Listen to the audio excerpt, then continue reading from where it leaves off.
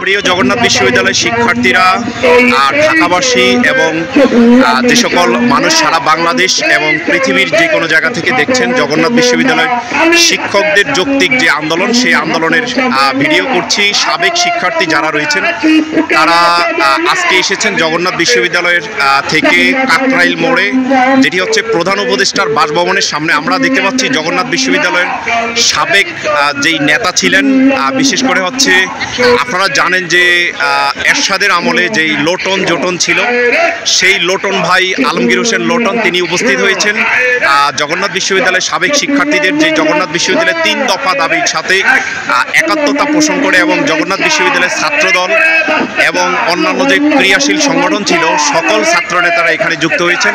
আমরা তাদেরকে অভিনন্দন জানাচ্ছি।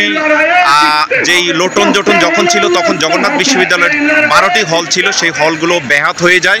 পরবর্তীতে আমরা তাদেরকে সাধুবাদ জানাচ্ছি, ধন্যবাদ জানাচ্ছি তারা আসার জন্য।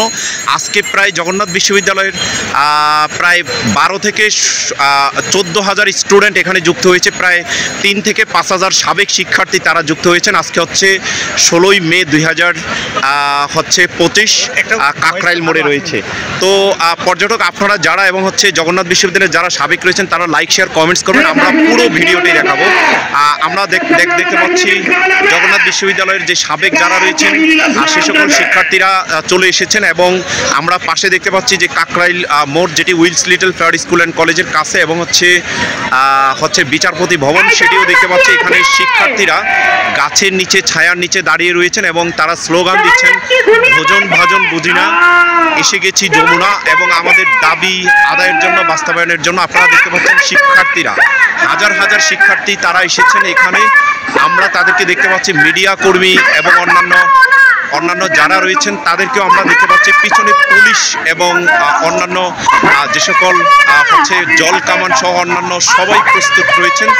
আজকেই হয়তো গণ অনশনের হচ্ছে আন্দোলন শুরু হবে। আজকে 3য় দিনের মতো আন্দোলন হচ্ছে জগন্নাথ বিশ্ববিদ্যালয়ের এই হল আন্দোলনের জন্য এবং হচ্ছে বাজেট পেশ করার জন্য এবং আবাসন ভাতা যুক্ত করার জন্য। আমরা তাদেরকে দেখে যাচ্ছি এবং দেখতে পাচ্ছি হচ্ছে জগন্নাথ বিশ্ববিদ্যালয়ের শিক্ষার্থীরা কয়েকটি গাড়ি নিয়ে এখানে এসেছেন। আপনারা পিছনে দেখতে পাচ্ছেন জগন্নাথ বিশ্ববিদ্যালয়ের জন্য যে কাকরাইল মসজিদ, সেই মসজিদটি রয়েছে এবং অন্যান্য যারা আছেন তারা রয়েছেন। আমরা তাদেরকে এবং জগন্নাথ বিশ্ববিদ্যালয়ের সাবেক শিক্ষার্থীরা যেভাবে যুক্ত হয়েছেন তাদেরকে এবং তাদের সাথে যারা এসেছেন এবং অন্যান্য এখনও যারা বাকি রয়েছেন তারা জগন্নাথ বিশ্ববিদ্যালয়ের যে যৌক্তিক দাবি, যেই দাবিগুলো হচ্ছে জগন্নাথ বিশ্ববিদ্যালয়ের শিক্ষার্থীদের জন্য আবাসন ভাতা প্রদান করতে হবে এই বছর বাজেট থেকে, এবং জগন্নাথ বিশ্ববিদ্যালয়কে 300 কোটি টাকার মতো দিতে হবে, এবং জগন্নাথ বিশ্ববিদ্যালয়ের হচ্ছে যেই দ্বিতীয় ক্যাম্পাস, সেই দ্বিতীয় ক্যাম্পাসটি অতি দ্রুত হচ্ছে ফার্স্ট প্রায়োরিটি হিসাবে সেই ক্যাম্পাসটি হচ্ছে যাতে নির্মাণ করা হয়। এখানে